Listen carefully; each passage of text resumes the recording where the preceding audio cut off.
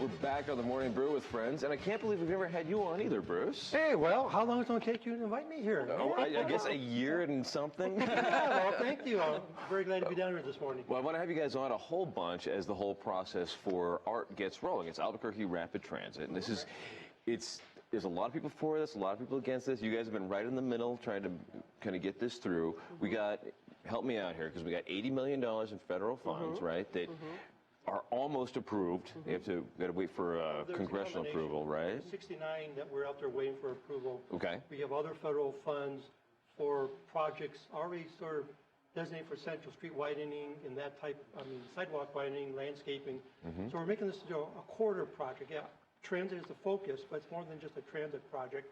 We're looking at wider sidewalks, landscaping on the sidewalks, improved pedestrian lighting, resurfacing on Central from Coors to Louisiana. So it's we think a complete corridor project. And corridor transformation is what it sounds like. That's right. And then there's been a lot of people have been really worried about ART, and they, it's going to tear up the streets, it's going to take out parking, it's going to reroute traffic. I mean, what do you guys tell the folks that are worried about this giant project? Because it is major, and it is going to put just a bus right through the middle of Central, from 98th all the way to Tramway. Am I right?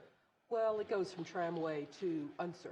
So, yeah, we'd like to get out further as we move forward. But for right now, the construction piece of it is Louisiana to Coors. Okay. And what we say is, yes, it's a change and it's a challenge. I mean, tearing up the main drag is definitely a change, and it's tough sledding, as the mayor would say. The folks on Central who own businesses, I understand. There's been a lot of businesses, however, go out of business. It's almost weekly, unfortunately. But if you look at this as, yes, it's a transit project, it's a complete streets project, but it's also an economic development project as well. I think I've been looking at it a little bit as a $70 million stimulus project is how we can look at it for Albuquerque, right? Right. Well, you can look at it, $120 million will be spent on the corridor. What we'll be doing in terms of, like Bruce was mentioning, the landscaping and the widening sidewalks. It's going to feel like a main street. We go to other cities and enjoy doing the whole alfresco dining and stuff, and we'll actually have room, for example, in Nob Hill to do just that. Well, I know that I would love to be able to put some tables outside the Flying Star and just be able to hang out there. It'd be awesome. Right. But right now you do that and you're on top of traffic practically. And people are flying through there. Right. Yeah. And walk out in the evening, you have good pedestrian lighting, a good ambiance. Just to walk and do window shopping and actually go in the store and buy some items. That's great. Well, so when does construction start? It's early this year already, right? Well, we're looking tentatively at the end of May. Okay. We hired Bradbury Stam as the construction manager at risk, which means they'll basically orchestrate all the construction.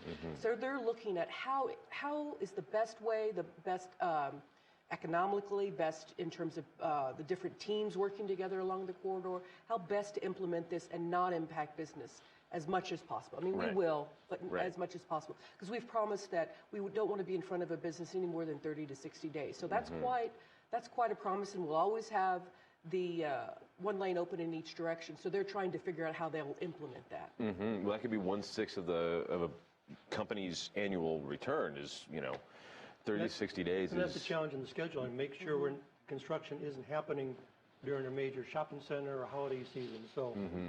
With a 9-mile stretch, you have to figure out where you can have construction, minimize the impact, and have communications with the property owners. One of the commitments we made is that we will keep you informed as to the construction schedule, when we're going to be in front of your business, estimate how long we'll be there, and we have a 24-hour hotline. If you have any questions, any concerns, there'll always be a person there to answer the phone and either answer the question, or if they can't answer it, get your name and phone number and call you back with the information that you're requesting. Great. Well, I know that one of the things people always keep asking me is, well, when does my part of Central get torn up? And we don't know that quite yet, do we? I don't. It's a large project, but are we going to start east to west, west to east, middle to out? We'll probably have to have some construction going on different parts of the corridor at the same time. But we're looking at a 14-month construction period. It's not like light rail and so forth where you'd be looking at years. We're looking at months. Right. And that's one of the things you mentioned, light rail. This is one thing I heard the mayor talk about this. This is kind of an intermediary step between buses like the Rapid Ride and light rail, right? Because the way it works is the bus just is able to shoot right through traffic, right through all the lights, but it's the same width. And it's the same kind of basically track size as a light rail, right? So is this setting us up like for 10, 15 years down the line for light rail? But the thing about it is, it's the best solution for our community. It's pennies on the dollar. You know, people love light rail. I mean, I come from a train family. I would love to be part of instituting light rail. But it's pennies on the dollar. If you look at bus rapid transit, it's a lot, $10 million a mile, but when you start talking light rail, you're talking $100 million, $80 to $100 million a mile. Wow. Yeah, right? That's huge. Yeah, we would never, I mean, maybe someday way in the future we'd be able to do that, but we can get the same development from a bus rapid transit project as you could a light rail. Right, right. And let me mention that the buses aren't shooting through Right. intersection or on street. We're going the speed limit or below, but the advantage with the dedicated lanes and the transit signal priority is that we do get advantage over the general population, if you would, at the intersections to get through there first. And by having the dedicated lanes, it's more predictable in the travel time. So if the schedule says 15, 16, 17 minutes, the predictability of taking that long is a lot higher with this type of service than without. So can I scoop my car like right in behind the bus and draft No, and get... there will be no drafting. Okay. There'll be no drafting. But I do want to tell you, because what he's referring to is really the dependability of the service. Because like just last week, I understood that a young man goes, I don't know what school it is, but anyway, he takes the rapid ride to school every day. And it's congested, and so he's ending up tardy 3 days out of 5. So he's ending up spending his lunch break in detention because he's late for Because school. the bus is slow. And, Right. So but on the rapid transit project, you'll be able to depend on what time it'll be there at both ends. Right. Well, I'm a super fan of buses because I'm able to take them from downtown where I live. I hop up to Nob Hill, and you have a cocktail. You don't worry about it. You ride the bus right back down. Right. Put my bicycle in the front of it. I love that. Bicycle racks, are they going to be on Inside. these? Oh, you can take your bike inside these. Oh, that'll be great. That'll be really cool. So what's going to happen with that underpass on Central? I know that it's been a long time discussion of something that's got to happen there. Where are we on that? Well, the underpass is going to remain. I mean, right now our buses travel underneath the underpass, and that's going to remain the same right now. But as you're aware, that's a major undertaking if you want to put at grade or do any changes, and it's more governmental entities. The New Mexico Department of Transportation owns the bridge and the tracks.